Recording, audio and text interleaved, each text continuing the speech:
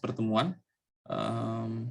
Setelah itu nanti teman-teman tinggal mengerjakan briefing paper-nya. Mungkin penjelasan sedikit terkait briefing paper akan kami jelaskan di pekan depan, di pertemuan terakhir, gitu ya. So, here we go today. Kita akan bahas tentang Indonesia and major power relations. Sorry. So we'll look at some features, not features, but strategies begitu, yang Indonesia bisa pilih. There are options, strategi dalam kebijakan luar negeri begitu, yang Indonesia bisa pilih, yang cocok dengan environment dia, yang cocok dengan domestic politics dia, yang cocok dengan even elite perceptions. Okay? Jadi teman-teman kalau masih ingat di pekan ke awal-awal banget ya, bahwa teori dalam kebijakan luar negeri itu ada dua nih. Satu yang sifatnya materialistik, satu yang sifatnya immaterial. Yang immaterial itu adalah teori-teori yang berkaitan dengan cara pandang seseorang, cara perspektif elit politiknya, cara orang pemimpin tersebut nge-shape kebijakan luar negeri, di mana produk kebijakan tersebut bukan hasil dari logik yang rasional, okay? Tapi lebih kepada personal preference, begitu ya. Nah, dalam konteks Indonesia, sekarang kita berbicara dalam konteks Indonesia dan hubungannya dengan kekuatan-kekuatan besar. Oke, kita diberikan not view, but somehow many options dalam strategi kebijakan luar negeri kita yang cocok, sekali lagi ya, yang cocok dengan domestic politics, yang cocok dengan environment kita, yang cocok juga dengan elite perceptions. Elite perceptions ini kemudian yang masuk dalam teori behavioralism. Oke, nanti kita lihat juga nih, gimana sih elite perceptions di Indonesia terhadap dua kekuatan besar ini, dan bagaimana elite perceptions itu mempengaruhi keputusan atau pengambilan kebijakan luar negeri. Oke. Hari ini kita diskusi sedikit di awal, baru nanti saya lanjutkan dengan pragmatic equidistance. Kemudian kita bahas tone between US and China itu maksudnya ya kita itu di tengah-tengah antara US dan China lah begitu ya. Dan terakhir sedikit tentang South China Sea.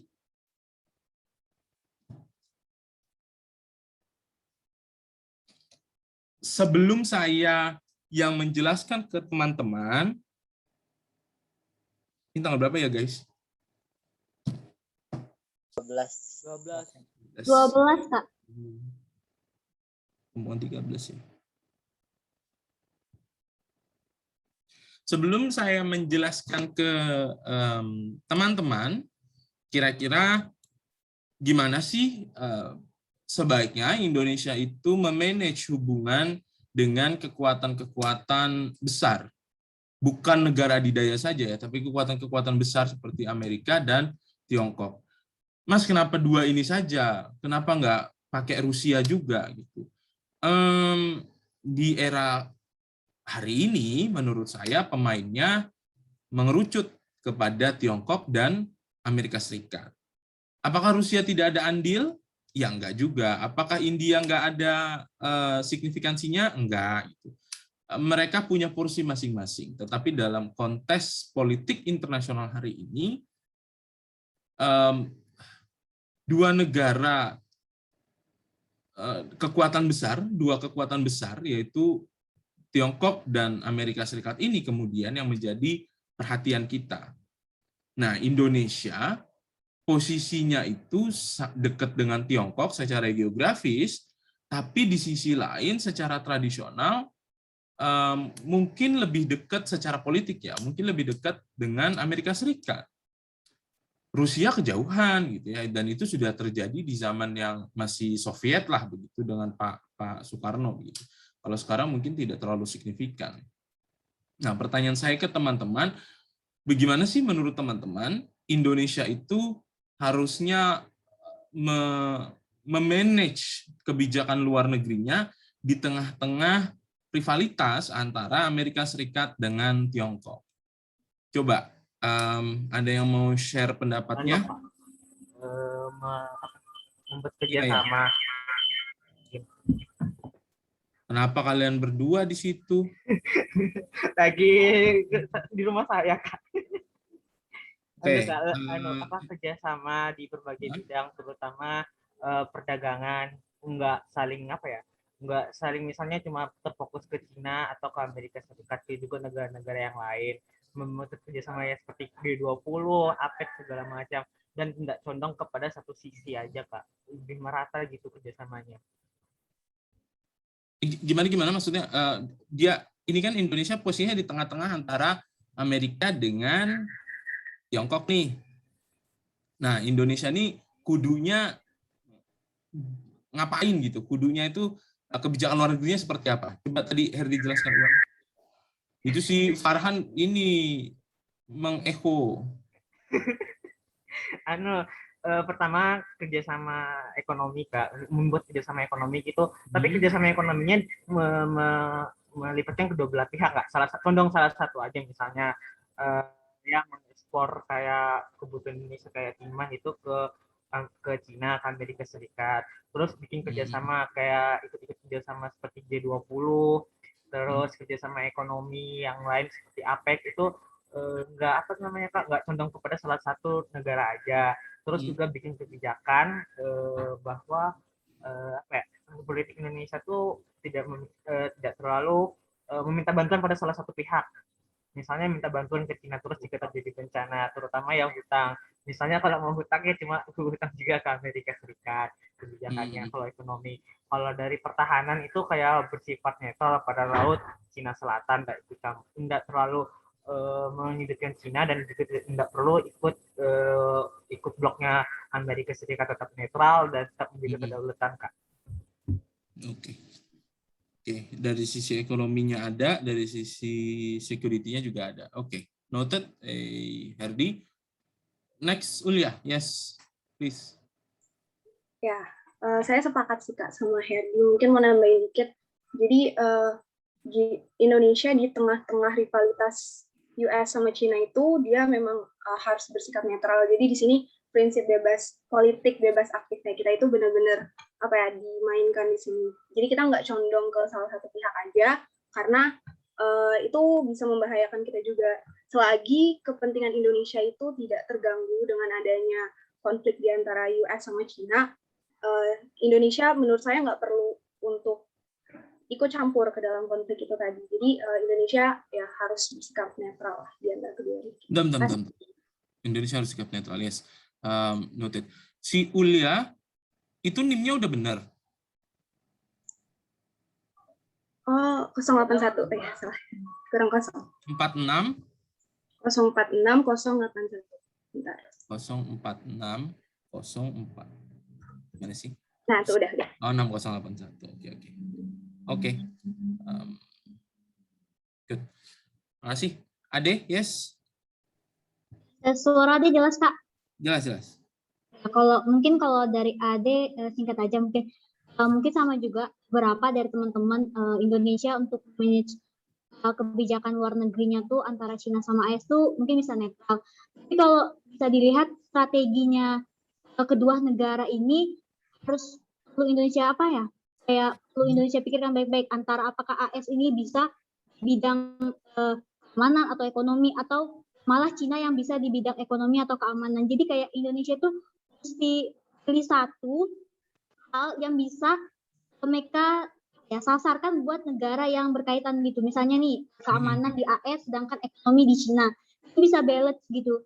Bisa misalnya nanti kalau AS mau ikut campur masalah ekonominya antara Indonesia dengan China itu, bisa jadi Indonesia ini nggak usah hiraukannya. Artinya tuh kayak kalau memang aku sudah milih ini ya itu. Jadi kalau masalah ini nggak usah ikut campur. Itu sih dari Ade. Terima kasih, Kak. Oke.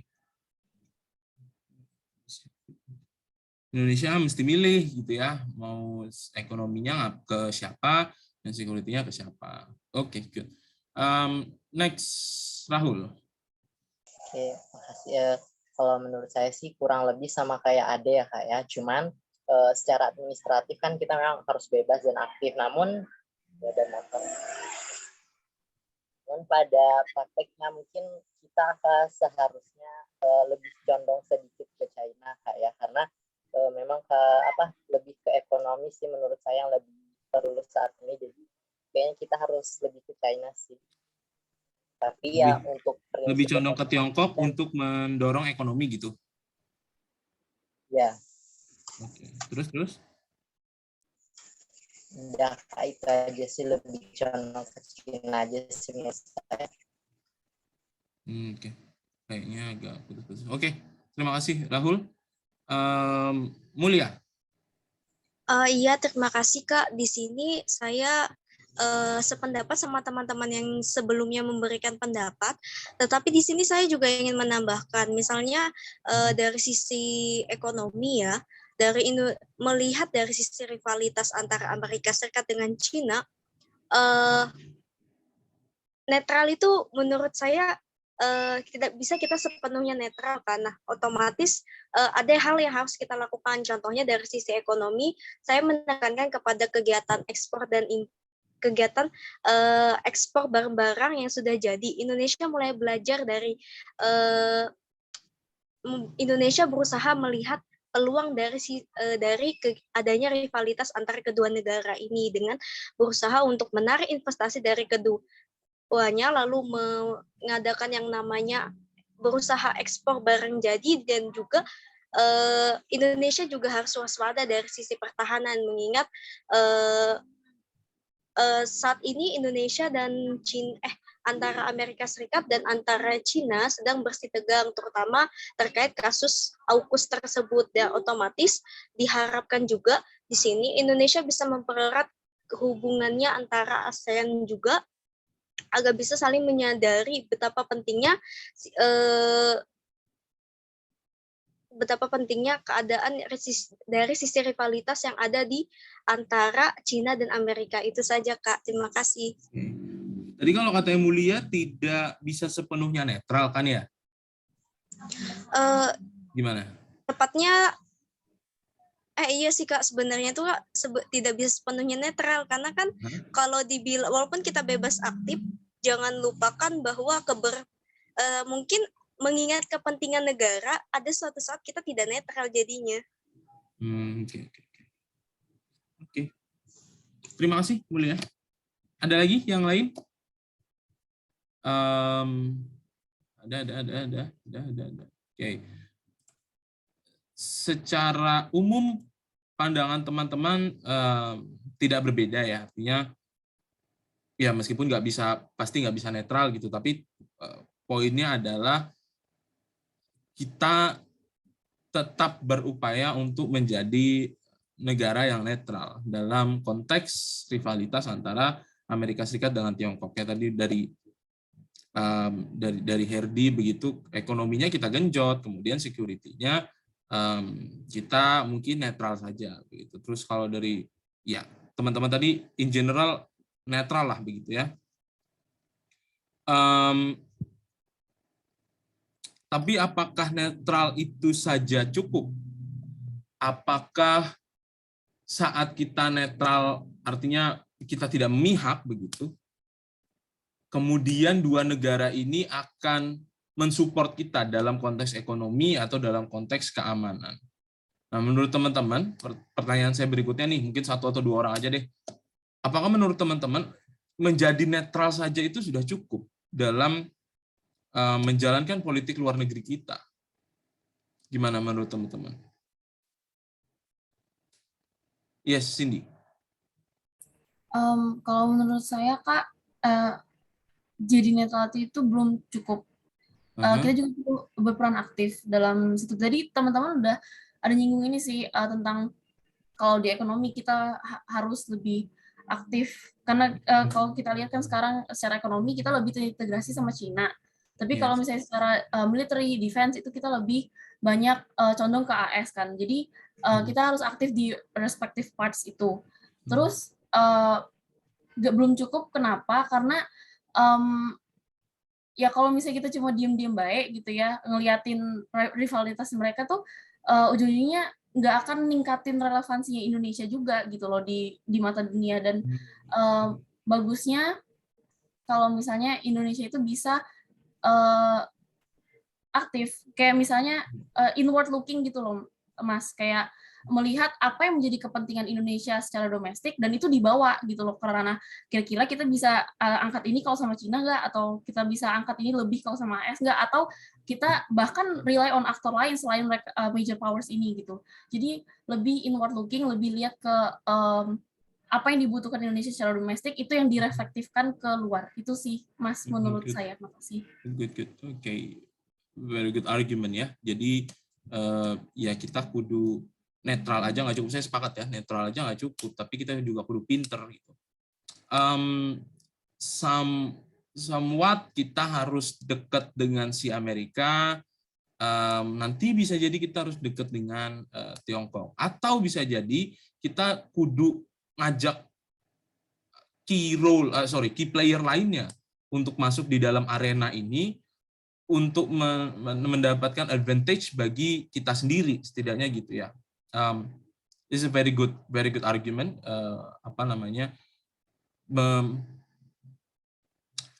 Apa ya istilahnya ya?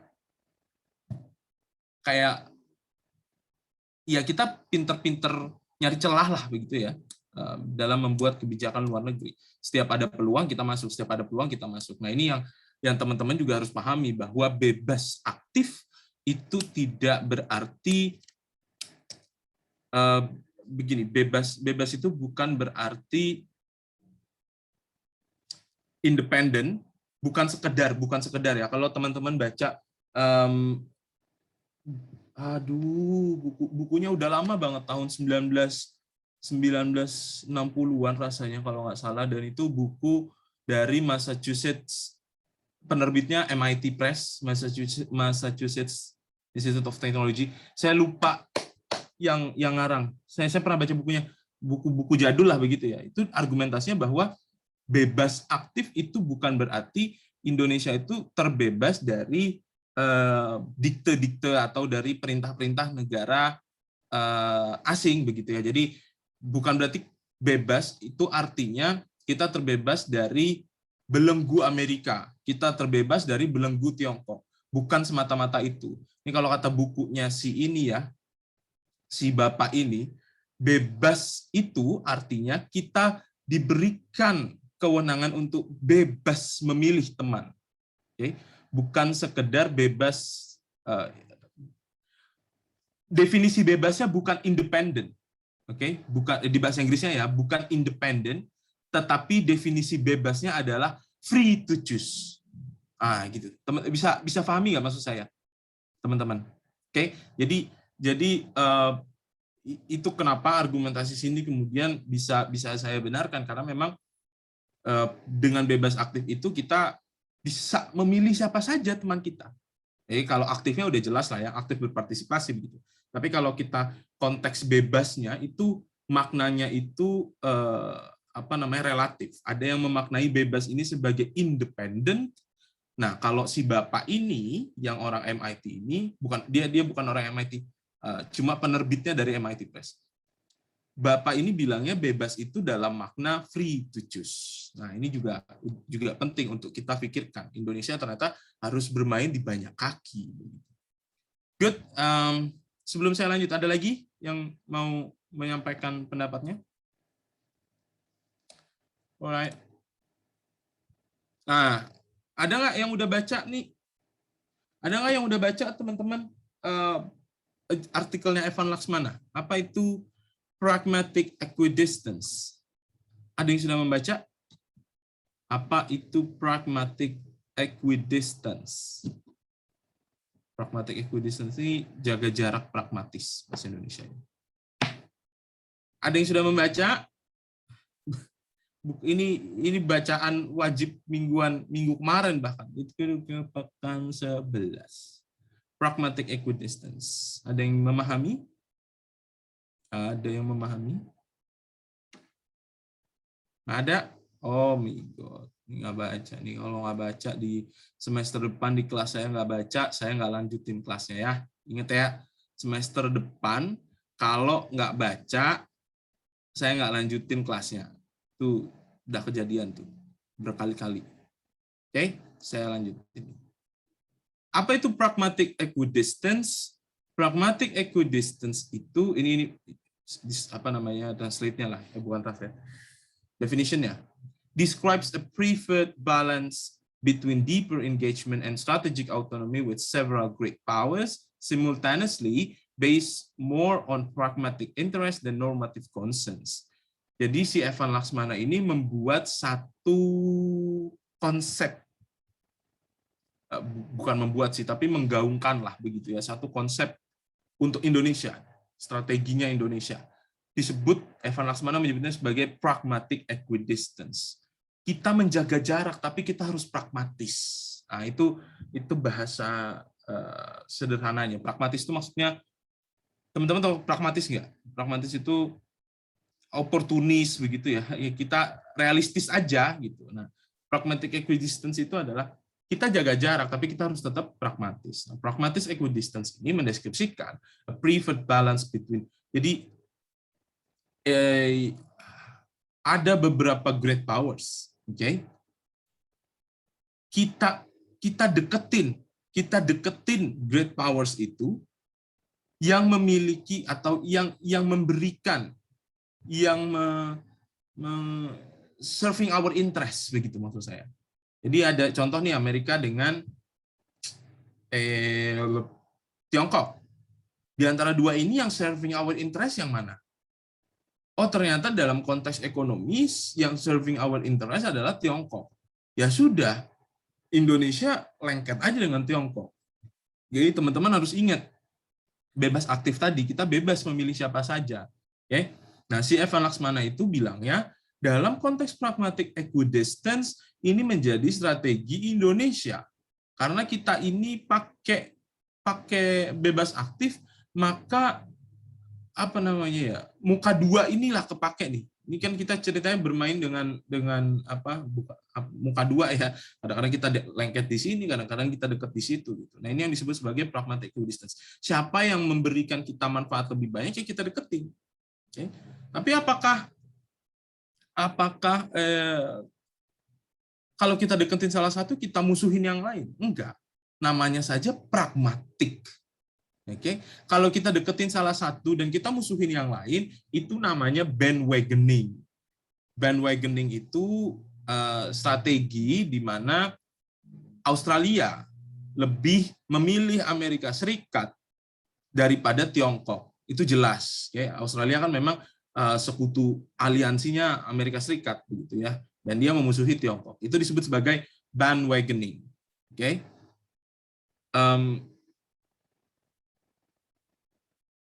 Kalau pragmatic equidistance, kita nempel sama yang memberi manfaat sama kita.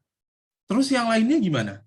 Ya sudah, nanti ada kalanya kita butuh sesuatu dari dia, ya kita ikut ke dia. Nah, itu yang disebut sebagai pragmatik. Kita realistis aja. Jadi yang mana yang kita butuhkan, itu yang kita ambil. Yang mana yang memberikan kita manfaat, itu yang kita ambil. Nah, teman-teman juga harus ingat. Mungkin teman-teman bertanya, so ide banget nih Indonesia memilih so hebat gitu ya. Ini ada key players, tapi dia tuh ke kanan ke kiri gitu. So kayak dibutuhkan begitu. Di satu sisi argumentasinya yes, bahwa Indonesia itu adalah negara yang strategik. Kita itu dibutuhkan oleh Amerika Serikat untuk menahan kekuatan Tiongkok. But at the same time, kita itu adalah pasar yang sangat menggiurkan bagi ekonomi Tiongkok. Kalau kita, nih ini logika sederhananya. Saya contohin, ada Cindy, ada Ade. Okay? Mereka berdua musuhan. Okay? Di tengah-tengahnya ada si Rahul. Rahul ini mau temenan sama siapa kira-kira? Rahul bilang gini, saya temenin kalian yang ngasih saya duit paling banyak. Bukan jangan duit deh, yang ngasih saya manfaat paling banyak. Terus si Ade bilang, sini Rahul, temenan sama saya kasih kamu 2.000 sehari. Terus si Cindy bilang, Rahul, coba sini sama saya. Saya kasih contekan setiap ujian. Dua-duanya menguntungkan. Mana yang Rahul harus pilih? Kemudian Rahul memilih Ade. Nah, dalam konteks ini, kalau Rahul memilih Ade, kemudian Rahul memusuhi si Cindy, itu namanya bandwagoning. Dia bertolak belakang. Tapi ternyata si Cindy ini pinter, tapi nggak punya motor. Dia butuh Rahul untuk antar jemput dia. Padahal Cindy tahu bahwa Rahul itu udah deket temenan sama si Ade. Dikasih tiap hari 2.000 sama Ade. Terus si Cindy bilang gini, ya udah kita tetap temenan aja. Nanti kamu tetap saya kasih contekan. Tapi aku minta tolong dong tiap hari antar jemput aku ke kampus. Nah, di sisi lain si Ade juga butuh Rahul dengan butuh Rahul mungkin jadi bodyguard kayak atau apa kayak gitu ya, you name it lah. Nah, ini Rahul ini diperebutkan oleh Ade dan Cindy. Nah, ini yang disebut pragmatic equidistance. Si Rahul ini picik orangnya. Ya, hari ini saya butuh uang 2.000. Wah, kayaknya saya hari ini temenan sama Ade dulu deh gitu. Tapi begitu minggu depan, waduh ini UTS UTS kelasnya Mas Randy nih. Waduh, saya nggak belajar lagi. Oke, tenang. Kayaknya aku harus deketin Cindy deh hari ini. Nah, ini yang disebut sebagai pragmatic equidistance. Kedekatan yang sifatnya pragmatis. Ada butuhnya baru deket. Picik, iya, picik. Tapi apakah dimusuhin? Enggak tuh. Indonesia tuh strategis. Rahul tadi strategis. Rahul mau jemputin si Cindy, terus Rahul juga mau jadi bodyguard-nya Ade. Dua-duanya menguntungkan. Ini tarik-menarik saja. Teman-teman bisa difahami logikanya? Sebelum saya lanjut, ada pertanyaan. Ini ya teman-teman garis bawahi ya, based on pragmatic interest rather than normative concerns. Jadi dia lebih ke yang sifatnya pragmatis saja, realistis saja. Yang normatif gitu, ya perlu lah. Kan saya yang penting saya kenyang gitu. Masalah dosa atau tidak itu urusan belakang. Nih kalau saya maling uang gitu, yang penting saya kenyang hari ini. Masalah itu saya ambil dari maling, dosa atau tidak itu urusan nanti, itu urusan normatifnya saja. Pragmatisnya adalah saya kenyang hari ini. Ada pertanyaan dulu? Yes, Ade. Ya, saya mau nanya, apakah pragmatis ini yang tadi barusan dijelaskan ini lebih condong menguntungkan atau tidak? Kalau saya rasa sih kayaknya menguntungkan, tapi kayak apa ya? Kayak rasa-rasanya itu kayak gerakan bawah tanah gitu, nah jadinya. Iya. Oke. Ya. Apakah menguntungkan? Menguntungkan untuk ketiga-tiganya negara tersebut. Ini namanya simbiosis mutualisme semua. Bedanya simbiosis mutualisme ini pakai kayak segitiga gitu ya. Indonesia kakinya ke kanan, Indonesia kakinya ke kiri gitu. Tiga, Amerika, Tiongkok dan Indonesia diuntungkan. Amerika somewhat membutuhkan Indonesia biar ikut memblok Laut Tiongkok Selatan begitu. Assertive movement-nya Tiongkok kita blok.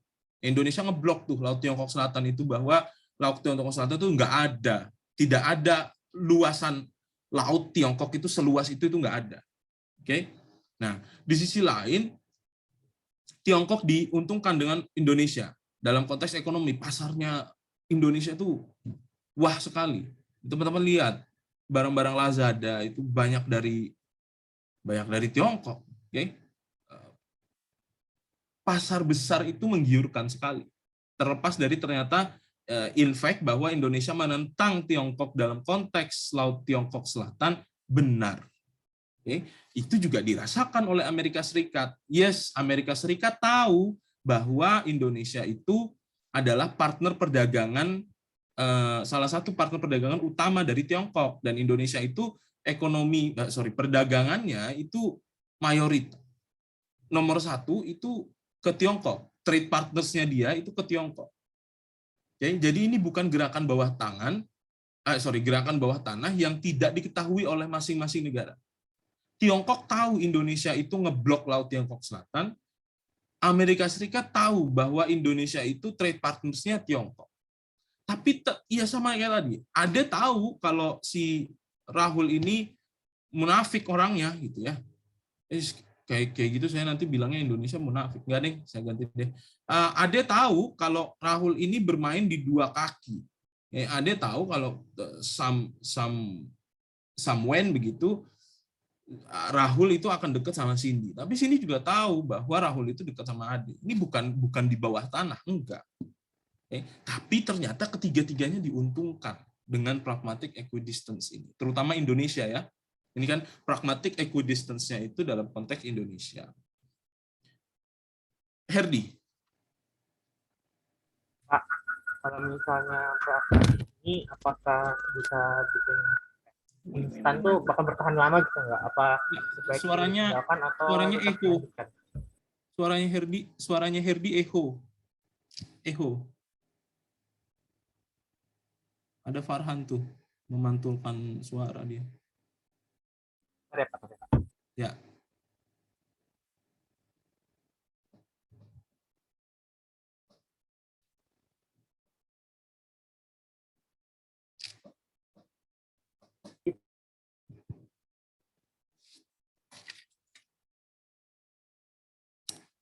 Ya, terus dia lost connection. Sinyal. Ya. Halo. Ya. Kalau misalnya pragmatis ini kan Pak, kita tahu kalau misalnya nggak bagus gitu, apakah lebih baik diterapkan saja atau boleh beberapa kali pakai tapi jangan terlalu sering gitu Pak? Nggak bagusnya gimana maksudnya? Maksudnya kan sesuatu yang instan itu kan bakal berbahaya gitu Pak, sesuatu yang instan. Kalau misalnya kita ngedapatnya instan gitu kan kadang ya cepat juga hilang gitu nah. Oh, enggak gitu logikanya, Herdi. Ini bukan sesuatu yang instan, enggak. Kita itu ngebangun trust dengan negara itu juga, dengan Amerika dan Tiongkok itu juga berproses loh gitu. Bukan, maksudnya gini, pragmatik gitu.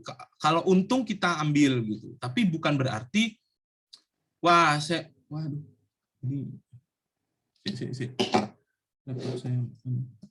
bukan berarti ini saya sama Herdi nggak kenal. Terus tiba-tiba saya lihat Herdi dari jauh pakai mobil Mustang, pakai kacamata hitam. Terus saya dalam hati, wah kebetulan nih orang kaya nih, wah mintain duit deh gitu. Enggak gitu. Pragmatik itu ya dibangun berdasarkan trust. Jadi bagaimanapun Amerika Serikat itu percaya bahwa Indonesia tidak akan melangkahkan kaki lebih jauh ke Tiongkok. Okay? Indonesia itu, ini dalam perspektif Amerika ya, Amerika itu paham sekali bahwa Indonesia itu tidak mungkin beraliansi dengan Tiongkok. Okay? Dan Tiongkok juga paham bahwa Indonesia tidak mungkin terlalu dekat dengan Amerika Serikat karena dia butuh saya. Nah, trust ini dibangun. Jadi bukan berarti ini sesuatu yang instan, enggak. Ini berproses. Okay? Mendapatkan kalkulasi dalam kebijakan luar negeri Amerika Serikat dan Tiongkok itu butuh waktu, butuh proses sampai mereka bilang, oke, ini cukup realistis bagi kami untuk mempertahankan Anda sebagai mitra kami, gitu. Oke, jadi bukan kalau kayak gitu ya nggak mau tiba-tiba Indonesia datang ke Tiongkok. Aduh Tiongkok, saya minta uang dong, minta investasi dong gitu. Siapa kamu? Kita nggak pernah ketemu sebelumnya. Oke, jadi logiknya tidak bisa, bukan seperti itu, tapi logiknya adalah kita deket tapi kita kenal dulu, trust-nya dibangun. Oke? Kalau sampai kayak melanggar gitu, apakah sampai apa? Bisa hilang? Melanggar gitu nah Kak. Ya siapa tahu lah hilaflah sebuah negara gitu nah Kak. Indonesia terlalu condong ke Cina, apakah masih bisa dapat dipercaya lagi jika menggunakan pragmatis ini, Kak? Enggak bisa. Yes. Gimana kalau suatu saat Indonesia khilaf terus jadi aliansinya Amerika Serikat gitu? Ya, itu sudah bukan pragmatic equidistance, itu disebut sebagai bandwagoning. Oke, itu disebut sebagai bandwagoning. Karena kita sudah ikut Amerika Serikat dan lepas dari Tiongkok. Tiongkok tiba-tiba jadi musuh kita gitu ya. Indonesia khilaf, Indonesia pilih Amerika Serikat, kemudian si Tiongkok kita musuhin. Itu sudah bukan pragmatic equidistance, itu disebut sebagai bandwagoning. Oke? Saya lanjutin.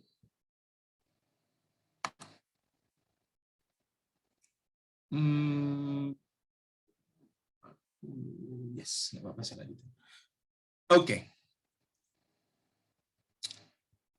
Pragmatic equidistance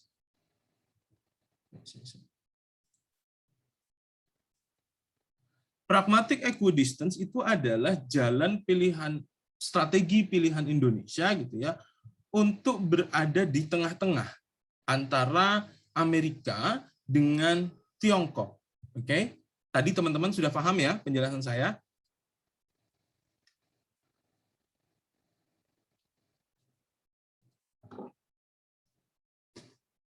Nah, secara umum itu namanya pragmatic equidistance. Kita jaga jarak tapi kita pragmatis. Apa strategi yang digunakan ke Amerika Serikat? Apakah namanya pragmatic equidistance? Bukan, beda lagi.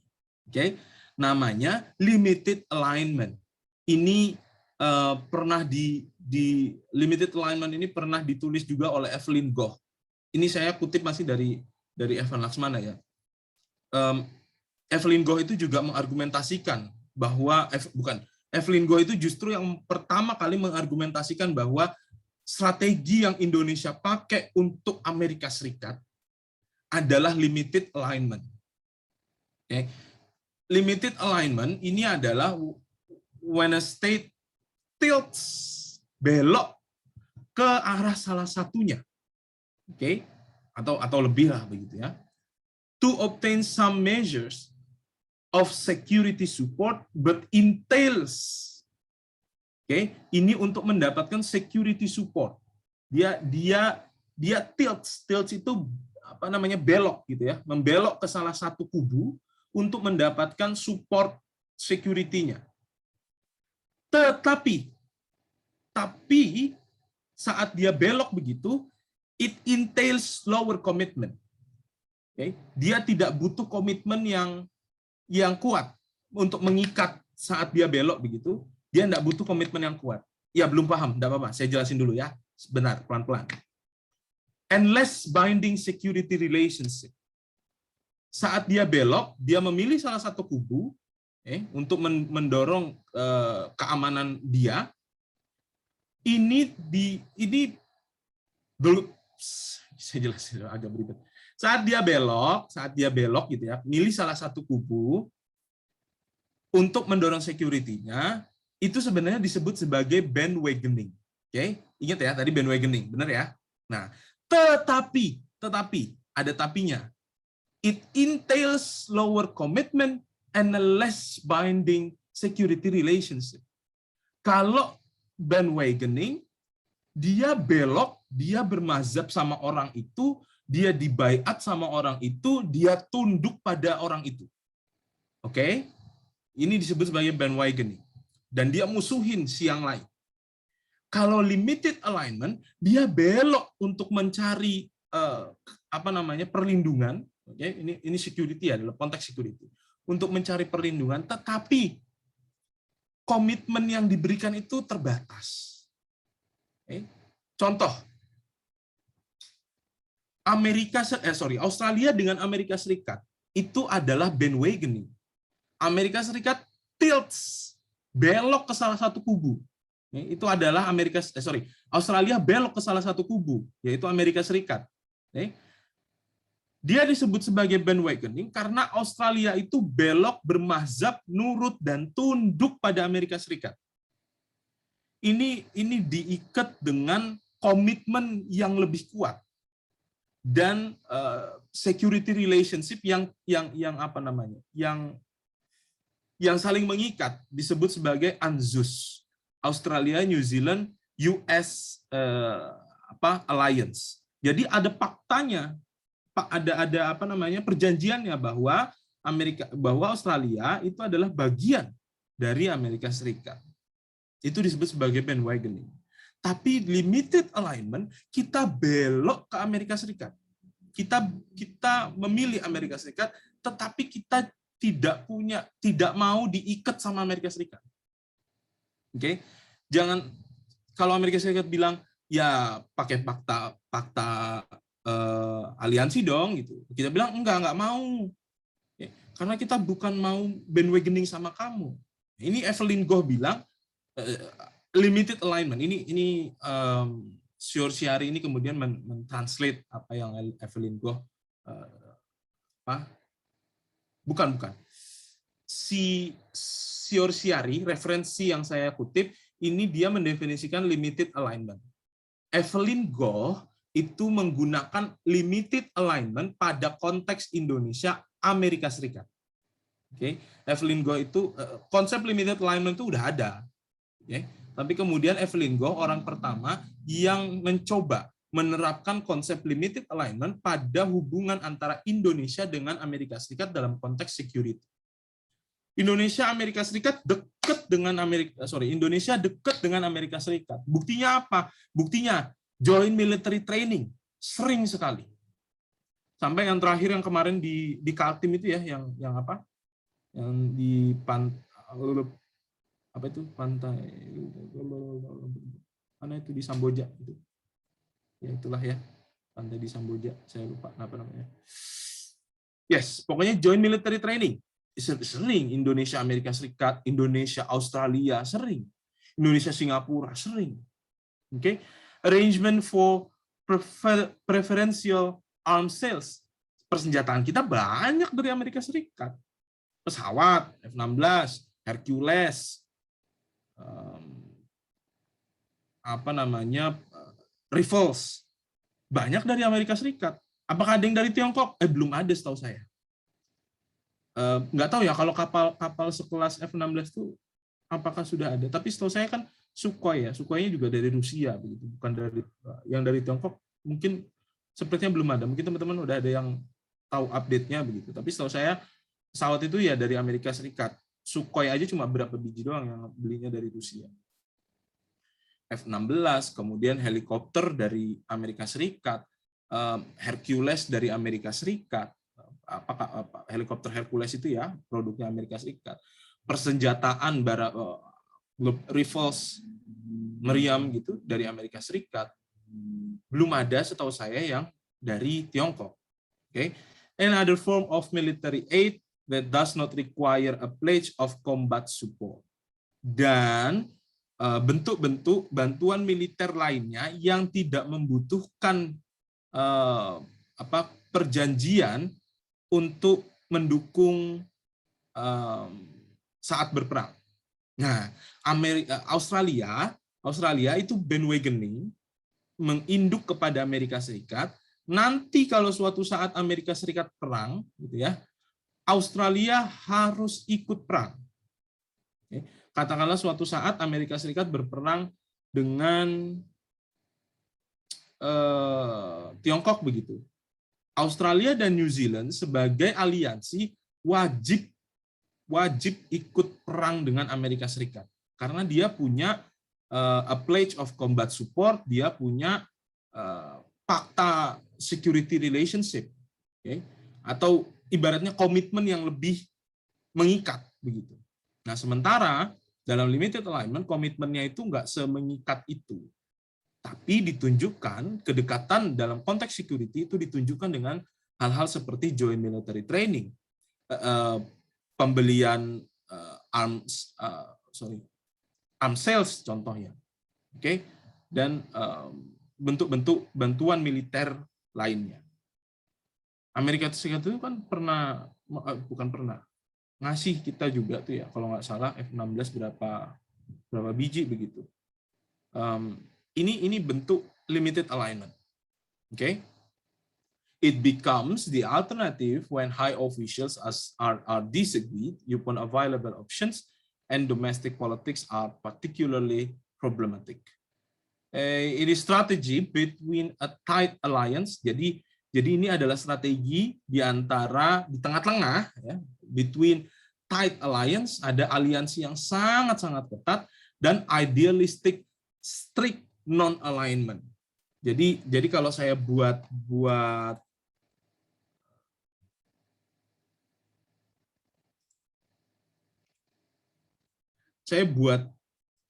spektrum.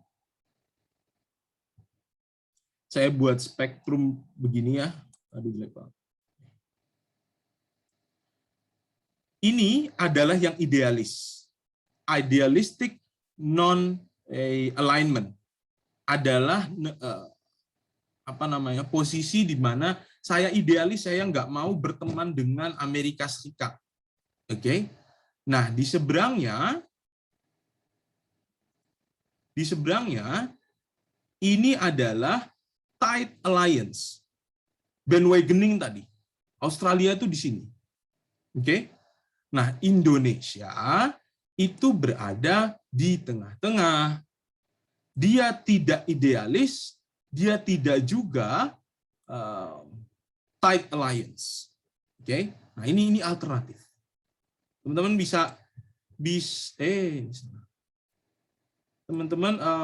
bisa memahami perbedaan yang saya maksud antara limited alignment dengan bandwagoning tadi. Strategi ini digunakan oleh Indonesia towards Amerika Serikat. Ada pertanyaan?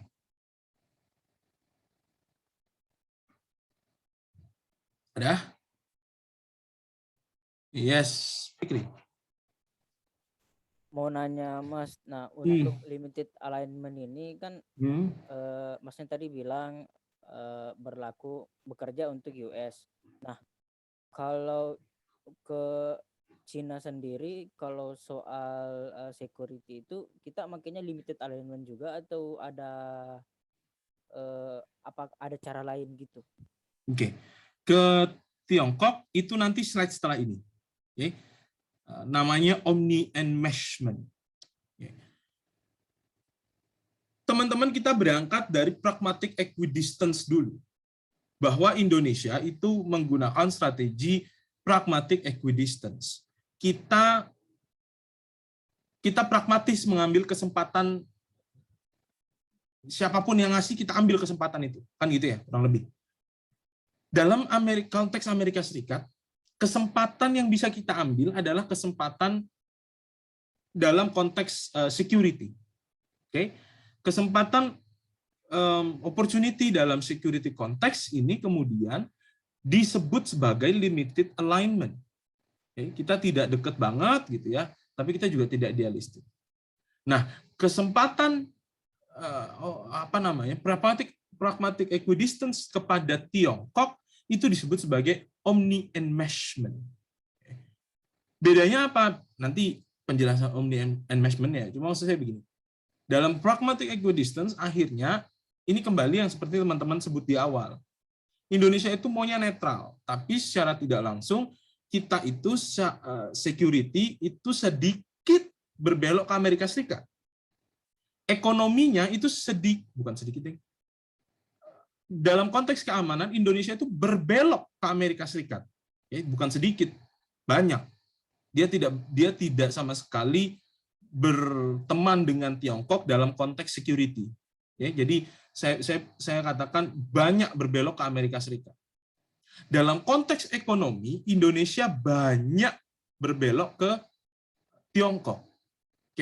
Maka dalam konteks security tadi kita sebut itu kita ke Amerika Serikat, kita gunakan limited alignment.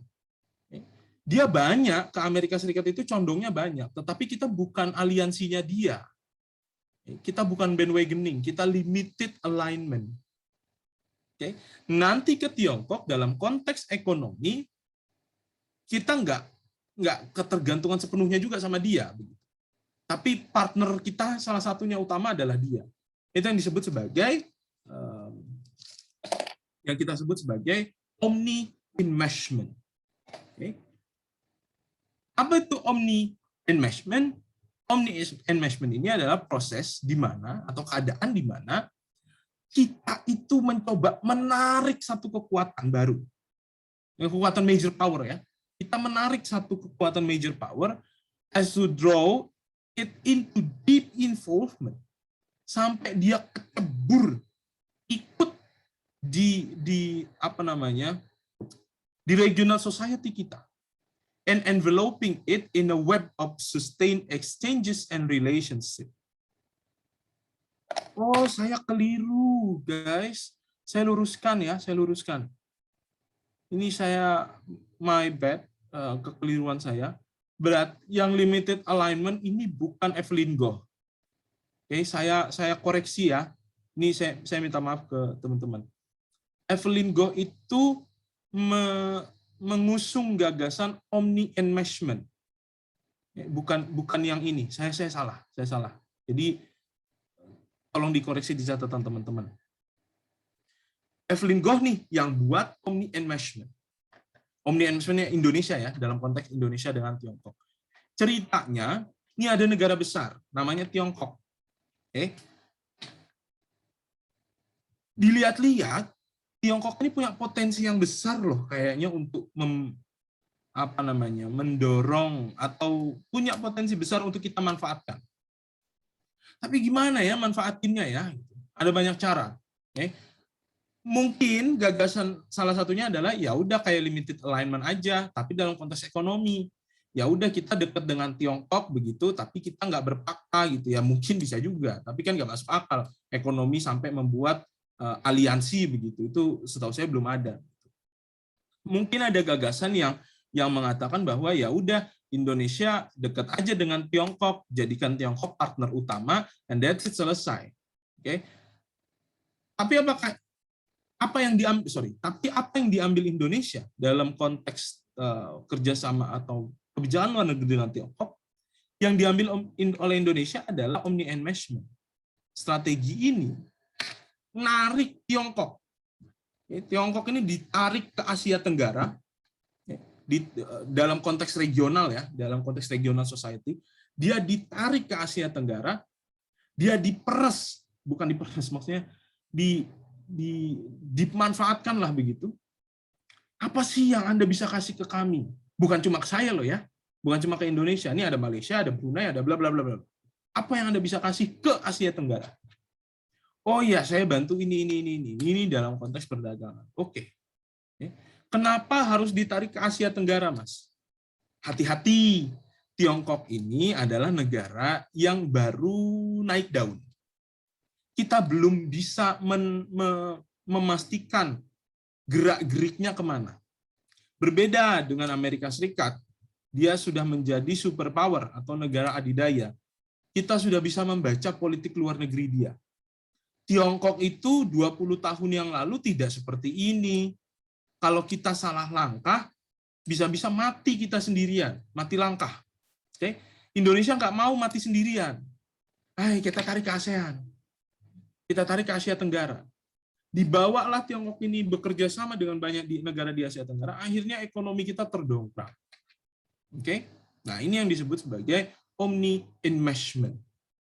Kita tarik dia sampai dia itu punya involvement yang sangat-sangat dalam dengan Asia Tenggara, and enveloping dan mengembangkan enveloping itu menutup ya, dan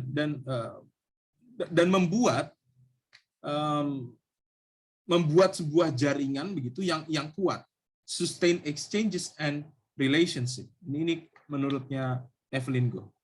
Omni enmeshment ini membantu specific bilateral and multilateral foreign policies as a function of the regional environment.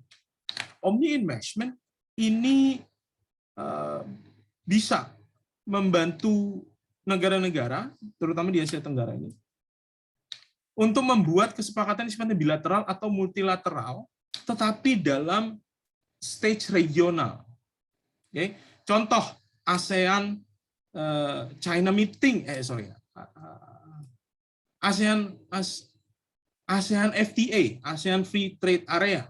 Nah, ini memasukkan Tiongkok ke dalam salah satu negara yang menjadi free trade partner dari ASEAN. Nah, ini bentuk omni enmeshment. Kenapa Mas nggak Indonesia-China Free Trade Agreement? Ya itu tadi, kalau kita terlalu dekat dengan Tiongkok, kita bakal lepas sama Amerika Serikat. Jadi ini kayak layangan, teman-teman yang laki-laki mungkin paham ya.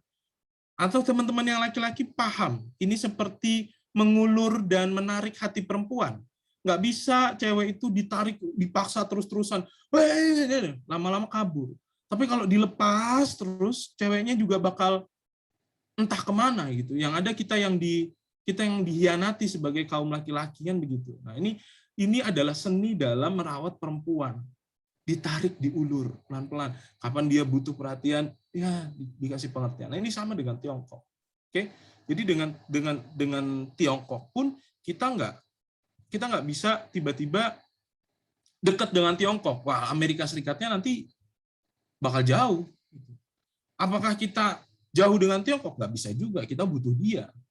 Nah, tapi kalau kita mau berada di tengah-tengah, kita bakal jadi negara yang bisa dipenyet kapan aja. Gitu. Salah satunya kita tarik dia melakukan kerjasama dengan negara-negara Asia Tenggara. Jadi kita bersepuluh, ceritanya lebih kuat, meskipun nggak kuat-kuat juga. Oke? Ada yang mau ditanyakan? Ada pertanyaan? Nah, omni enmeshment ini terutama terkait dalam konteks ekonomi, gitu ya.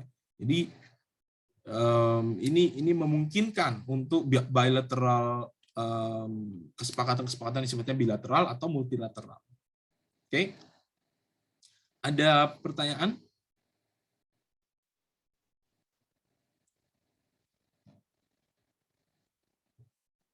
Oke, kalau tidak ada, kita break sampai 14.30. Oke, kita break sampai 14.30. Alright.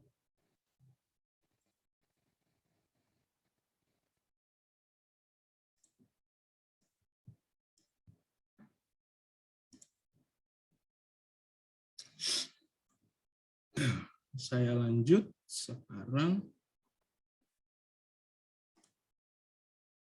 Nah, jadi di awal saya ada bilang nih ke teman-teman terkait dengan elite perception. Gimana sih politisi kita, atau bukan politisi aja ya, tetapi birokrat begitu, melihat Amerika Serikat, bagaimana mereka melihat Tiongkok. Daniel Novotny, bukunya judulnya Torn Between America and China, Indonesia Perceptions Elite bla bla bla bla.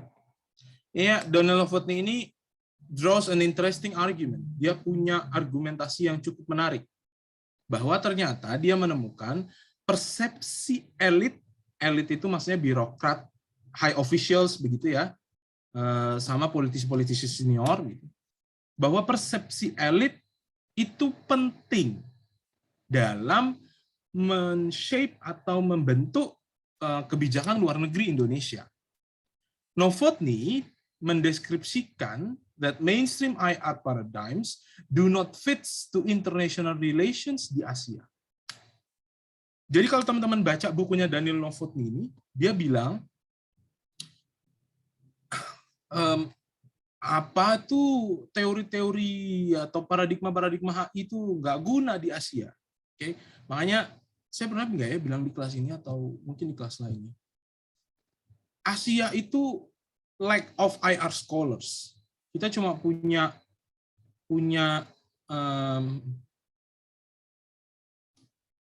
Amitav Acharya pun di sekolahinnya di Amerika Serikat. Dan Kishore Mahbubani.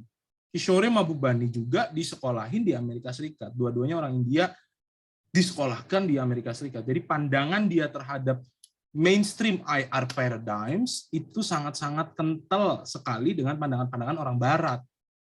Seperti realis, liberalis, dan lain sebagainya.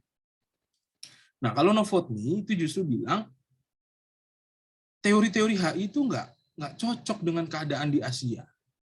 Karena teori-teori HI itu melihat seperti realis, liberalis begitu. Itu melihat fenomena-fenomena yang materialistik, yang rasional. Sedangkan di Asia itu seringkali terjadi sesuatu yang sifatnya irasional atau immaterials. Contohnya adalah persepsi dari persepsi dari elit politik. Itu sesuatu yang sifatnya non-rasional atau immaterial. Tidak bisa diukur dia itu. Nah, saya ke kritik Asia tadi. Jadi di Asia itu, termasuk Kishore Mahbubani begitu, itu seringkali menulis bahwa tentang International Relations Theory of Asia, Asian IR Theory begitu. Jadi Kishore Mahbubani itu mencoba untuk menteorisasi HI di Asia itu seperti apa. Karena HI di Asia itu berbeda dengan HI di Eropa dan di Amerika Serikat. HI itu adalah disiplin ilmu yang muncul di Eropa, melihat fenomena yang terjadi di Eropa, bahwa negara ini Machiavelli, Thomas Hobbes, mereka itu melihat negara Eropa yang barbar, yang kelahi satu sama lain, kemudian diteorisasi menjadi teori realis. Apakah itu ada di Asia? Nggak ada. Asia itu tidak pernah barbarik begitu. Tiongkok iya pernah memimpin, tapi tidak barbarik yang senggol dikit bacok gitu, nggak pernah. Itu Eropa saja yang seperti itu. Nah, kemudian teori ini kemudian tidak tepat untuk diterapkan di Asia menurut Kishore Mahbubani. Jadi Mahbubani bilang kita itu butuh teori sendiri, teori Asia, HI Asia, yang menteorisasi seperti apa sih HI di Asia ini. Berbeda dengan HI di Eropa, di Amerika Serikat. Nah, si Daniel Novotny berangkat dari gagasan yang sama, bahwa teori Barat itu tidak cocok dengan Asia. Salah satunya adalah persepsi elit politik dalam menentukan kebijakan luar negeri. His thesis found that elite perceptions toward the US, persepsi elit kepada Amerika Serikat itu lebih friendly. Kenapa lebih friendly? Karena Amerika Serikat itu lebih benevolent. Dalam gambar pencitraannya Amerika Serikat itu lebih benevolent. Benevolent itu Amerika Serikat itu seolah-olah tuh dilihat negara yang baik, negara yang kind, friendly, yes, benevolent lah, let's say begitu, and benign. Dan dia itu nggak agresif, dia itu mengayomi. Benign itu tidak agresif gitu ya. Benign itu kayak tame, jinak begitu, bukan jinak. Benign itu yang negara yang baik gitu, yang tidak agresif lah begitu. Kepada Asia, oke? Specifically to Indonesia. Nah, si Novotny ini bilang elite perception kita kepada Amerika itu baik. Kenapa? Karena elit kita itu melihat Amerika itu baik ke Indonesia. Dia sering ngasih bantuan, uang, bantuan militer, bantuan pembangunan dan lain sebagainya. Elite perception kepada Amerika Serikat itu seperti itu. Oke? Meskipun the US still possess threat to Indonesia, meskipun kalau kita sadari Amerika Serikat itu sebenarnya juga mengancam Indonesia at some point, but it is still acceptable as love-hate relationship is often developed. Ya biasa aja kan, kalian juga kalau dalam hubungan pacaran kan kadang-kadang benci, kadang-kadang cinta begitu. Nah, ini Amerika dan Indonesia melihat Amerika tuh ya sudah, Meskipun kita kadang-kadang kesel sama dia, meskipun dia itu juga kadang-kadang cukup agresif sama kita, tapi kok menurut saya Amerika itu lebih baik ya daripada Tiongkok begitu. Amerika itu lebih generous kepada Indonesia. Nah, ini elite perception. Akhirnya politik luar negeri kita itu ketilt, kebelok ke Amerika Serikat. Oke? Tidak seperti China. Perceptions are terribly worse. Jadi perceptions elit kita terhadap Tiongkok itu buruk sekali. Kenapa? Karena unpleasant domestic historical tragedy of G30 SPKI. Komunis itu merajai Indonesia tahun 45 sampai 65. Oke? Nah, ini dalam elit perspektif kita, elit itu terutama termasuk militer-militer yang senior officials ya, militer-militer yang berpangkat tinggi itu kan termasuk elit politik juga. Nah, dalam pandangan elit politik kita itu Tiongkok ini jelek sejelek-jeleknya negara. Karena dia yang membuat G30 SPKI terjadi. Komunisnya kan dari Tiongkok sana. In which communism was suspected as the root cause dari G30 SPKI. Domestic political setting in later years exacerbates the negative perception. Jadi, domestic political setting, keadaan domestik politik kita di tahun-tahun berikutnya ya, memperburuk citra Tiongkok terhadap perspektif elit politik di Indonesia. Oke, seperti contohnya Chinese ethnic minority who govern major Indonesian economy.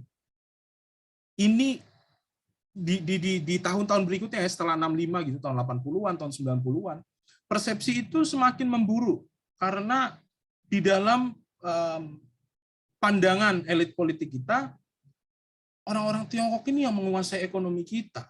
Dia ini menguasai Indonesia sebenarnya. Oke, ini sekali lagi ini berdasarkan, ini bukan saya yang ngomong ya, nanti kalian pelintir. Itu di bukunya ada tuh, buku Daniel Novotny itu memang judulnya Torn Between China, America and China, Elite Perceptions. Di tahun 80-an, di tahun 90-an, bahkan mungkin ke sekarang gitu ya, Daniel Novotny itu dia mewawancarai banyak senior officials, high officials begitu, elit politics, dan hasil wawancaranya itu mengatakan bahwa banyak dari mereka itu bilang, ya kita tuh nggak senang sama Tiongkok karena dia tuh menguasai ekonomi kita. Kayaknya dia tuh menguasai Indonesia deh. Nah, ini bahasa sederhananya aja ya, biar kita lebih enak, saya lebih enak menjelaskannya. Like a Trojan horse. Teman-teman tahu Trojan horse?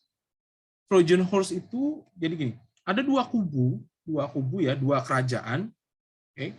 Dikirim dua kerajaan ini saling bermusuhan.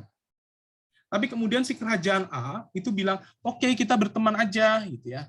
Oke, kerajaan A bilang, "Oke, kita berteman." Dan kerajaan B bilang, "Oke, kalau gitu saya kabulkan permintaan Anda, kita berteman ya." Ya, oke. Nih sebagai hadiah, saya kirimkan kamu satu kuda ya. Oke. Namanya Trojan horse. Satu kuda dikirim dari kerajaan A ke negara B. Sampai masuk di kerajaan B, kudanya ini bukan kuda beneran, kuda ini kayak replika kuda. Gede banget gitu ya, teman-teman. Bukan kuda beneran yang dikirim sama kerajaan A ini. Sorry. Iya, benar, Fikri benar. Ini kuda kayu, tapi bukan kuda lumping. Oke, kudanya besar sekali begitu. Masuk ke kerajaan B. Pas masuk ke kerajaan B, ternyata dibuka kudanya, dalamnya isinya bala tentara dari negara A, dari kerajaan A. Oke, ini disebut sebagai Trojan horse. Dia menyelundupkan orang-orang melalui hadiah. Oke. Nah, elit persepsi kita bilang gini, ini orang-orang Tiongkok ini minoritas, menguasai ekonomi mayoritas. Jangan-jangan mereka ini Trojan horse. Jangan-jangan mereka ini emang disusupi masuk ke sini, nanti tiba-tiba Indonesia ini kolaps. Ini kan di dalam Trojan horse itu kan orangnya sedikit saja. Terbatas ya, prajurit-prajurit yang masuk di dalam kuda-kudaan kayu tadi, itu terbatas. Let's say 100 orang lah, atau 10-15 orang. Tapi 15 orang ini kemudian dalam sejarahnya menggugurkan, menjatuhkan kerajaan B. Kenapa? Karena kerajaan B nggak siap. Ini yang dimaksud dengan Trojan Horse. Ya, Tiongkok ini masukin orang-orangnya gitu, menggerus ekonomi kita dari dalam. Kita biasa aja, jangan-jangan kita nggak siap, tiba-tiba kolaps. Nah, ini persepsi dari elit politik. Oke? Ini sekali lagi kita berbicara persepsi. Kalau yang tadi, yang dua di awal, limited alignment dan omni-enmeshment, itu lebih kepada materials atau rasional, pendekatan yang lebih rational approach begitu. Nah, ini kita berbicara yang lebih ke tidak rasional. Oke? Ini tentang persepsi. Pak, Yes. Pandangan politik dari kedua negara Amerika dan Cina terutama di Indonesia ini, apakah misalnya ada campur tangannya, misalnya Cina yang menjadikan Amerika, lalu Amerika yang menjadikan Cina. Jadi akhirnya ya saling, masyarakat kita terpecah belah gitu, ada yang membela Cina atau membela Amerika Serikat gitu, Pak. Yes. Di bukunya Daniel Novotny, argumentasinya Daniel Novotny itu bilang gini, salah satu yang menjadikan Amerika ini punya perspektif yang baik di orang-orang Indonesia itu adalah ternyata senior military officials-nya tentara kita gitu ya, itu rata-rata disekolahkan ke Amerika Serikat.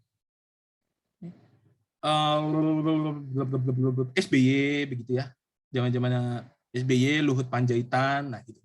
Itu disekolahin ke Amerika Serikat.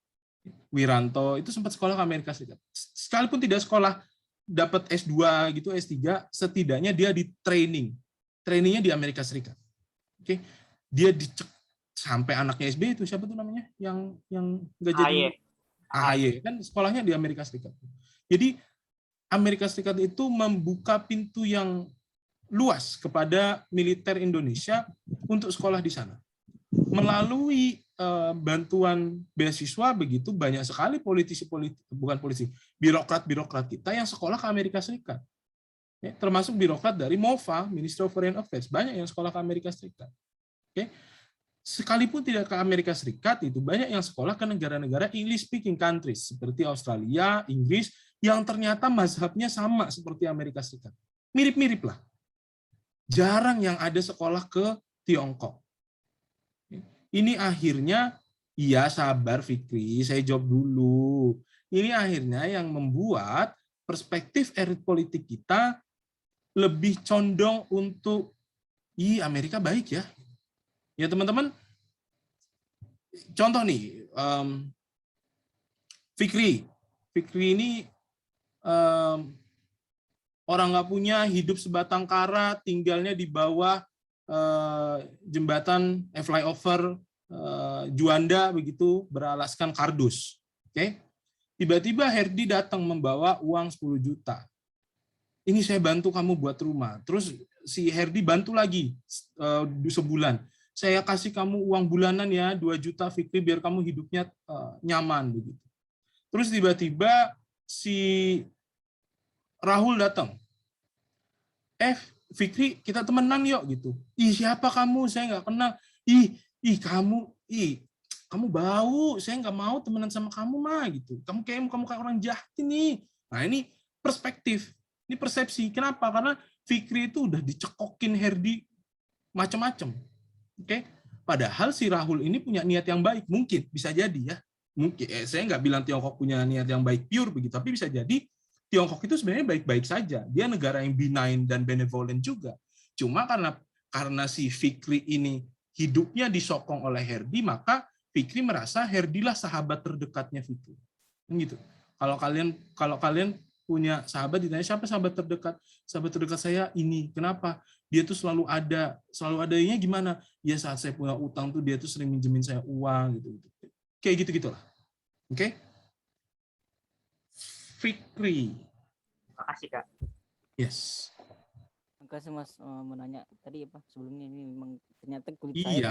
saya sama sama. Menanya kalau kalau di kedepannya nanti kemudian salah satu di antara Amerika Cina ekonominya amit-amit kolaps gitu, atau sesuatu ada yang membuat ekonominya turun. Deketin dulu Fikri. Suaramu kecil, tidak Halo, sebesar badan. tes. Ya. Saya mau nanya Mas, nah Ya. kalau kedepannya nanti itu kan kita sama Cina itu ada lebih ke kerjasama ekonomi. Nah, kalau kedepannya nanti amit-amit Cina itu ekonominya kolaps atau bagaimana, apakah kita bisa, apakah Indonesia harus menjadi bandwagoning ke Amerika gitu, atau sebaliknya kalau Amerika dalam perjanjian security itu bisa dibilang tidak menguntungkan untuk Indonesia, apakah Indonesia bisa keluar dari yang bebas aktif itu kemudian bandwagoning ke Cina atau kemana gitu Mas? Thank you. Oke. Kalau menurut saya tidak sampai bandwagoning. Kalau salah satunya kolaps begitu, kita tidak bandwagoning. Kita tetap saja free and active begitu. Menurut saya ya, kita akan tetap free and active saja begitu. Tidak terpengaruh kalau salah satunya kolaps. Malah lebih bagus. Jadi tantangan kita hanya satu negara. Kan kalau sekarang kita harus menyeimbangkan. Kita harus membuat equilibrium antara Tiongkok dengan Amerika Serikat. Tapi kalau salah satu kolaps ya kita justru lebih enak, politik luar negerinya itu tidak harus menjaga perasaan salah satunya, kan begitu ya. Jadi tapi kita tetap bisa free and active begitu. Dan saya rasa kita akan tetap pakai free and active. Nah, ini perandaian Fikri sama tadi itu siapa ya? Yang sebelumnya, yang gimana kalau Indonesia akhirnya memilih hilaf, Herdia, Indonesia hilaf memilih salah satunya begitu. Nah, ini perandaian seperti ini nggak masalah sebenarnya. Tapi kalau kita lihat dalam konteks HI, hubungan internasional itu memang ilmu sosial. Ada banyak kemungkinan, tetapi kemungkinan tersebut harus by calculation. Harus kita perhitungkan dengan baik dan matang. Menurut saya, kemungkinan seperti yang Herdi tadi sampaikan bahwa salah satunya, Indonesia hilaf gitu ya. Menurut saya Indonesia nggak bakal hilaf. Ini by calculation ya. Ini bukan argumentasi yang tidak berdasar atau perandai-andaian semata begitu. Kalau pertanyaan seperti itu, saya bilangnya Indonesia tidak akan hilaf karena kita sejauh ini 70 tahun lebih itu sudah firm dengan bebas aktif. Nah, sama dengan pertanyaan Fikri tadi, bagaimana kalau salah satunya kolaps? Nah, saya yakin betul keduanya ini tidak ada yang kolaps. Oke. Nah, ini argumentasi saya bangun berdasarkan kalkulasi begitu. Tapi kalau memang perandaian saja, itu jawaban saya tadi ya. Kalau perandaian saja, rasanya kita nggak bakal ke situ kok. Nggak bakal ngambil kita nggak akan bermazhab begitu atau berteman dengan salah satunya. Kita akan tetap free and active. Tapi yang lebih saya yakini, jauh lebih saya yakini adalah bahwa kedua negara itu tidak akan kolaps. Kalau selama kedua negara tidak akan kolaps, maka free and active akan masih digunakan. Gitu ya. Oke, saya lanjutkan. Then how about the future relations dari Indonesia AS Tiongkok? Both China and the US are threats to Indonesia. Jadi nggak ada tuh yang baik-baik benar, nggak ada. Di bukunya Daniel Novotny pun persepsi elit itu meskipun berkata bahwa Amerika ini adalah teman, Amerika ini adalah baik begitu, tapi tetap saja saat ditanya Daniel Novotny dalam wawancaranya gitu, apakah Anda merasa Amerika itu sebagai ancaman? Iya, saya merasa Amerika itu juga ancaman. Oke, jadi nggak ada teman sejati itu, nggak ada juga. Both China and the US are threats to Indonesia in the long run. Dalam jangka panjang. Consider culture, religion, and geographical proximity. Ini yang menarik nih. Di kesimpulannya Daniel Novotny, dia bilang begini. Tetap mau Amerika, mau Tiongkok, dua-duanya ancaman. Ancaman dalam in the long run, dalam kurun waktu yang panjang. Kenapa? kita itu bakal jadi musuh Amerika Serikat dan Tiongkok. Karena apa? Dalam konteks culture, kita berbeda dengan Amerika Serikat. Ini sekali lagi by perception ya, kalau kita bangun sesuatu yang sifatnya persepsi. Culture kita itu berbeda dengan Amerika Serikat. Kita incompatible. Itu kan kalau katanya Clash of Civilization itu siapa? Samuel Huntington. Civilization atau peradaban Indo-Asia dan Western itu incompatible. Tidak bisa menyatu dia. Tidak cocok. Agama dengan Tiongkok gitu ya. Tiongkok itu kan nggak beragama mereka. Sedangkan kita itu negara yang religius, terlepas dari agamanya apapun.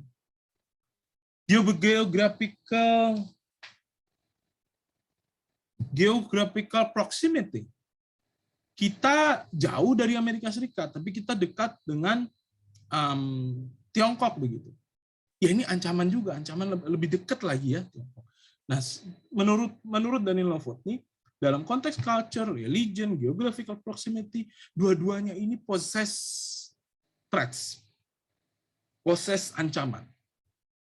Oke?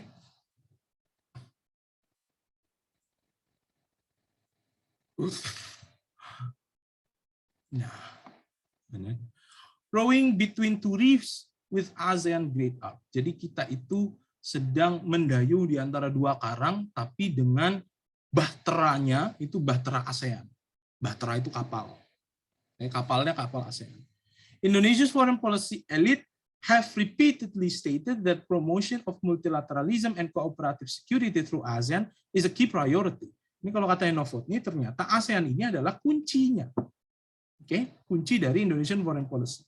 Jakarta is a more significant actor and attractive partner in the eyes of extra-regional powers when leading a united ASEAN. Jakarta, Indonesia, itu kalau dilihat Indonesia satu gitu, nggak terlalu signifikan. Ini negara nggak terlalu signifikan. Ini bagi Cina, bagi Tiongkok, bagi Amerika Serikat. Tapi kalau Indonesia dilihat sedang memimpin 9 negara lainnya, sebagai ASEAN begitu, wah Indonesia hebat ya. Wah ini kayaknya kita harus perhitungkan posisi strategis Indonesia. Kalau kita bisa memenangkan hati Indonesia, kita bisa memenangkan 9 hati negara lainnya. Nah ini sederhananya saja ya. Indonesia is more confident to manage international relations between major powers. Dia lebih percaya diri. It seems for Indonesia that ASEAN is a great arc. Ini bahtera yang sangat besar untuk melakukan manuver kebijakan luar negeri under uncertain circumstances and various security threats. Ini kapal yang besar, kapal yang canggih, kapal yang bisa dinavigate, dilakukan manuver-manuver untuk politik luar negeri dalam keadaan dalam lingkungan yang uncertain, dalam ancaman-ancaman yang macam-macam lah, mulai dari ancaman high politics seperti Tiongkok, AS, Amerika Serikat, sampai ancaman-ancaman seperti illicit traders melalui laut, gitu, perdagangan gelap di laut begitu, atau bajak laut di Laut Sulu. Nah ini Indonesia itu kalau memimpin kapal besar ini, Indonesia itu dilihat hebat. Tapi saat kita turun dari kapal, kita dilihat sebagai orang biasa saja. Makanya ASEAN ini betul-betul harus kita gunakan sebagai sebuah kapal yang bisa memanuver kebijakan luar negeri kita. Membelok-belokkan itu melalui ASEAN. Oke? Ada pertanyaan dulu sebelum saya lanjutkan. Taking the course. Kita ambil jalan yuk. Bagaimana sih hubungan tiga negara ini antara Indonesia, US dan Tiongkok ini bekerja di hari ini. Seperti apa sih hubungan mereka bertiga hari ini?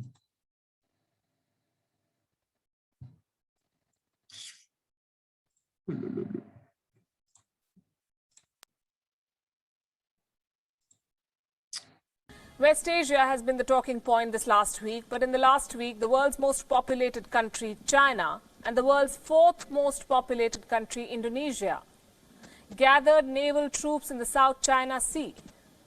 Talk about all the World War rhetoric. Let's play you an audio clip. This clip is from the 24th of December 2019. China's Coast Guard vessel intruded into Indonesian territory near the disputed South China Sea. An Indonesian Coast Guard is informing a Chinese Coast Guard that they have intruded. Listen to this. China Coast Guard, 5302. This is Indonesian Coast Guard calling you over. This is China Coast Guard answer. Yes, sir. As information, sir, you are in Indonesian waters.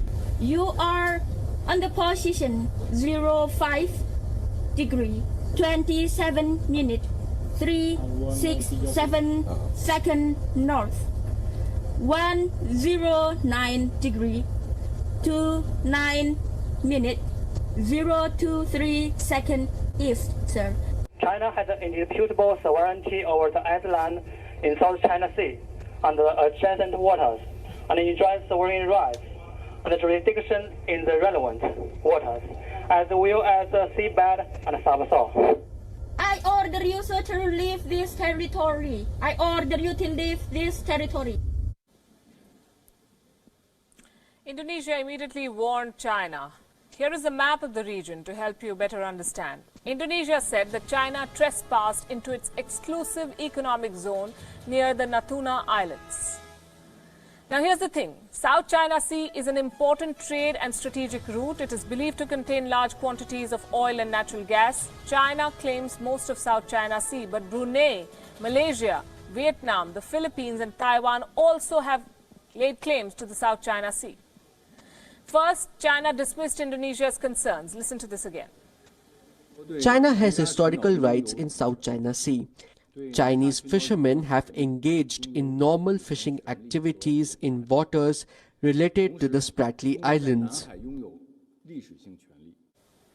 So now China is talking about the Spratly Islands. Indonesia's warning was not about the Spratly Islands, it was about the Natuna Islands. Look at the map again. But Indonesia did not let China have its way. It increased patrols around the Natuna Islands. China's ambassador to Jakarta was summoned. China did not expect this turn of events. Immediately, China started speaking about, quote-unquote, strategic friendship with Indonesia. China and Indonesia are comprehensive strategic friends. Friendly cooperation is the big picture and the main trend. Divergence is only a part of it, and it is like a branch of a river.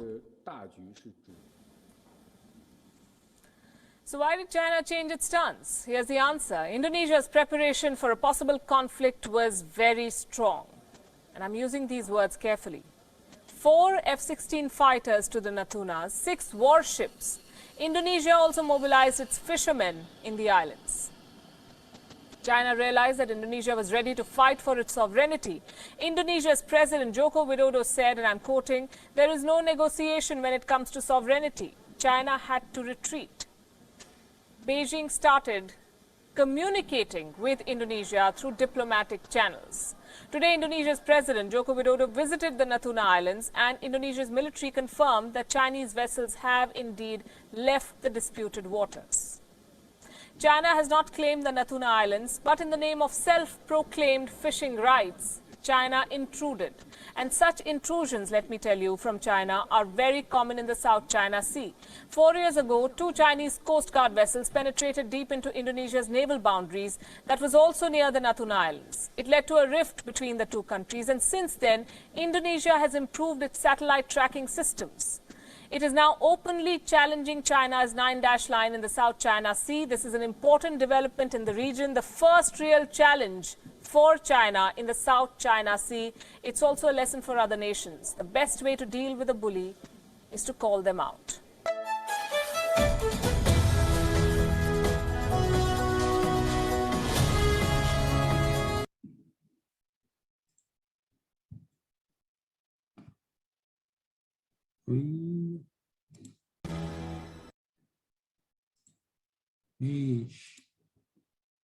Malu ini.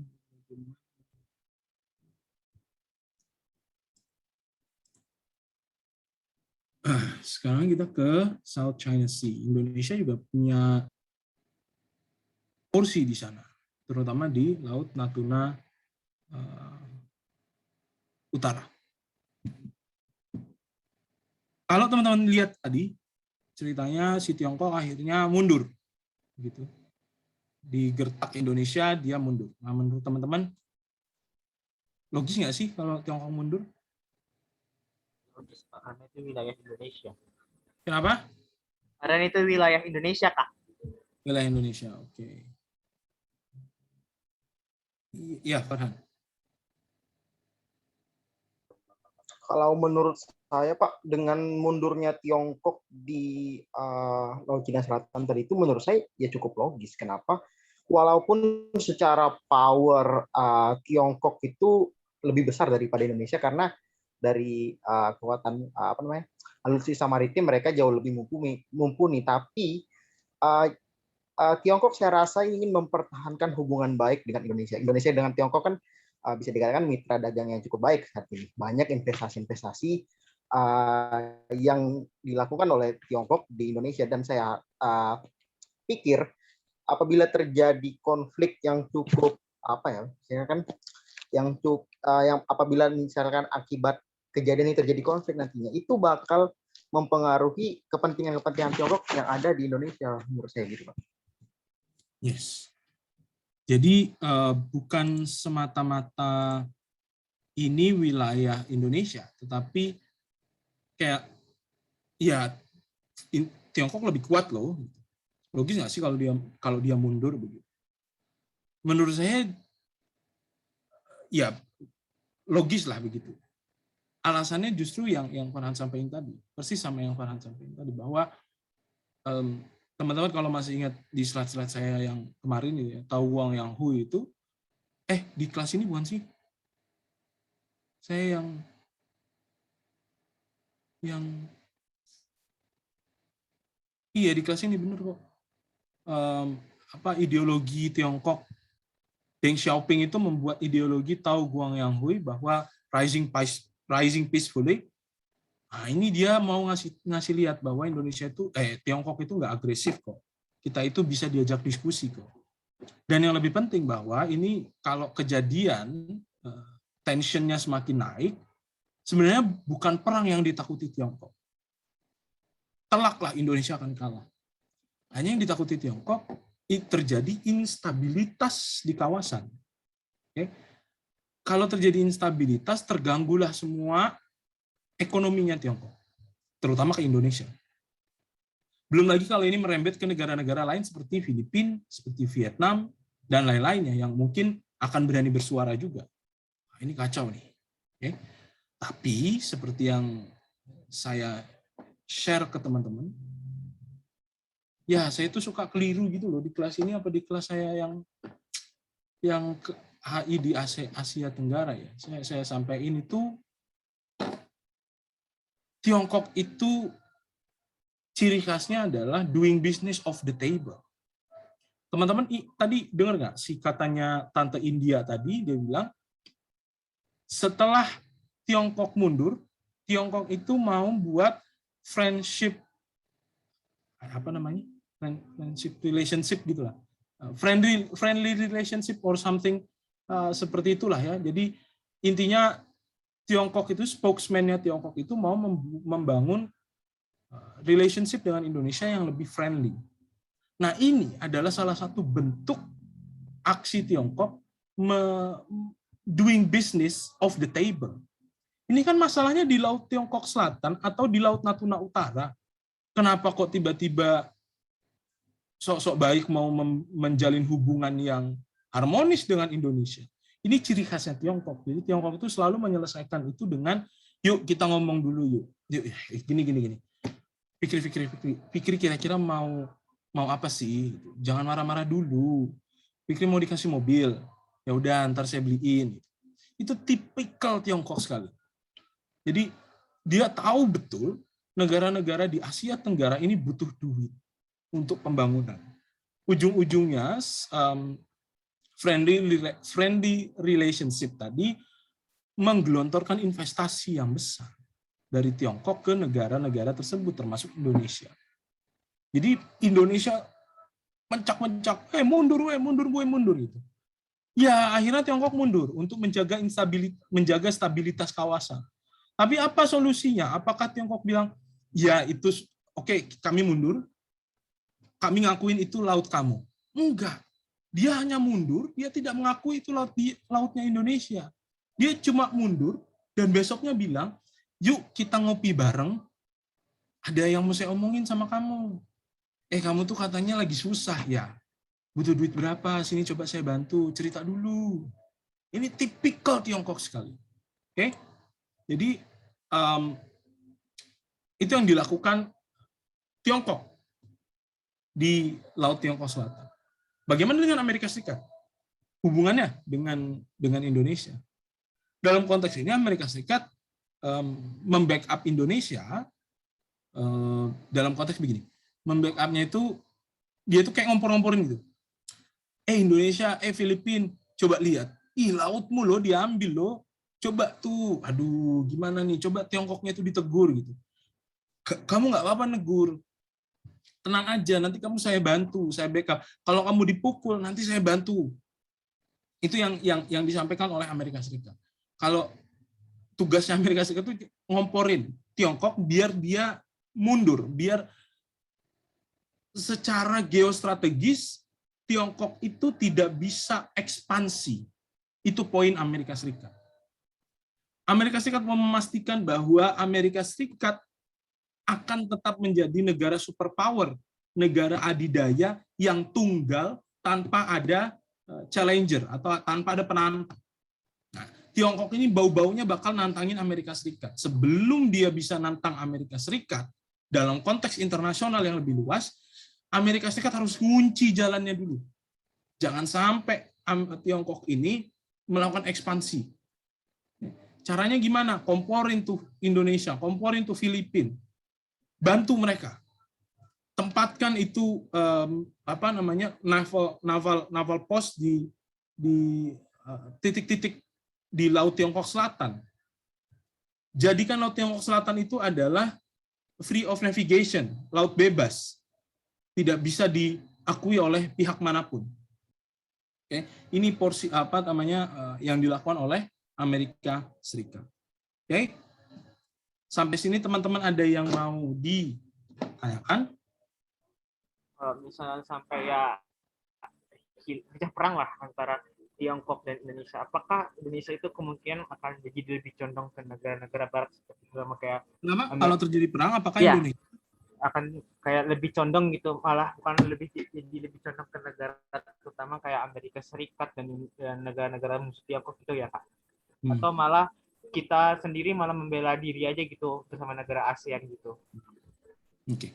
Ini salah satu yang tadi saya sampaikan, bahwa kalkulasi saya tidak bisa menjawab pertanyaan Herdi karena menurut saya pertanyaan tersebut menjadi tidak relevan.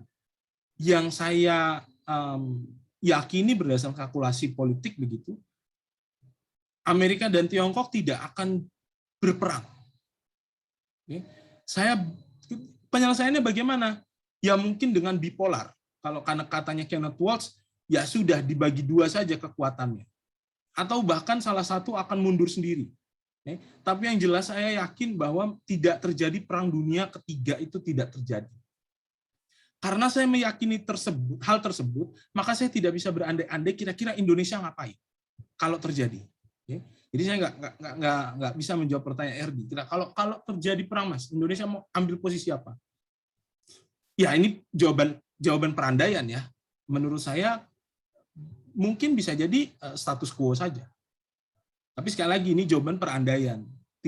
Saya tidak punya kalkulasi rasional, tidak punya argumentasi akademis untuk mendukung pernyataan saya tadi bahwa Indonesia akan menjadi status quo. Itu saya nggak punya basisnya. Tapi yang saya yakini adalah dia tidak terjadi berperang. Mereka berdua tidak akan berperang dan Indonesia akan menjadi status quo. Status quo itu masih seperti ini saja, pragmatic equidistance tadi. Oke? Oh ya Kak, misalnya ganti pemimpin seperti ya kayak selain Jokowi gitu, apakah kemungkinan kita itu bisa menjadi pemimpin kita lebih condong ke salah satu pihak atau malah tetap netral-netral aja seperti sekarang. Oke.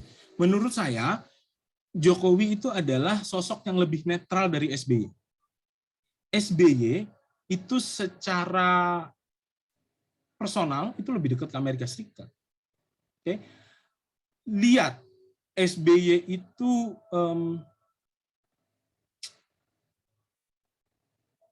apa ya namanya? Kedekatan dengan Amerika Serikat itu kayak di forum-forum internasional begitu. Dia lebih cenderung untuk berdiskusi banyak dengan Amerika Serikat instead of China. Tentu dia menganggap, tentu bukan berarti SBY itu tidak, he doesn't take China into account begitu, bukan begitu juga maksudnya. Tapi lebih kepada kedekatannya lebih kepada Amerika Serikat. Nah, Jokowi menurut saya lebih netral di antara keduanya dan lebih rasional. Ini Tiongkok lebih banyak menghasilkan saya uang, ya udah saya ke Tiongkok.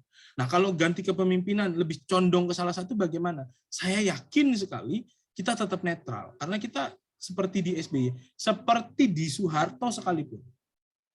Kita dekat sekali dengan Amerika Serikat, dekat sekali dengan Amerika Serikat, tapi tetap kita masih bisa memanage free and active tadi. Nah, gimana kalau ganti presiden? Saya masih yakin kita bisa memanage karena dari histori kita, dari sejarah kita, itu kita sudah pernah sebenarnya dekat dengan salah satu, tapi kita bisa memanage. Oke? Anyone else? Thank you, Kak. Yes, terima kasih.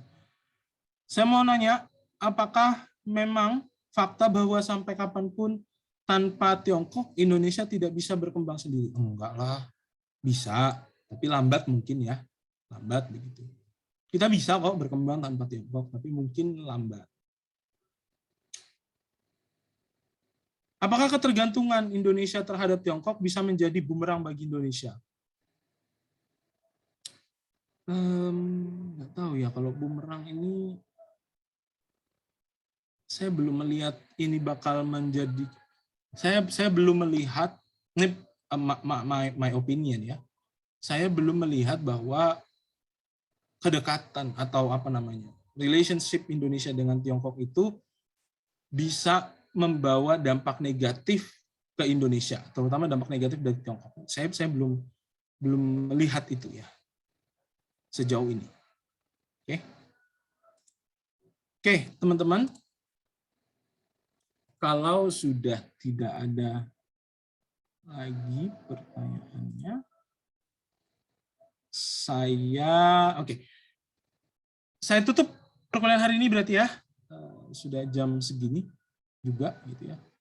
Terima kasih teman-teman atas kehadiran hari ini dan partisipasi aktif di kelas hari ini. Kita bertemu di Jumat depan jam 1.15 berarti ya. Mudah-mudahan teman-teman semua dalam keadaan sehat biar kita bisa ketemu di pekan depan. Di pertemuan terakhir ya. Yes, pertemuan terakhir. Oke. Happy weekend semuanya. Terima kasih. Assalamualaikum warahmatullahi wabarakatuh. YouTube. Waalaikumsalam warahmatullahi wabarakatuh. Terima kasih, Kak. Terima kasih, Kak. Jangan lupa lokal AT-nya, Pak.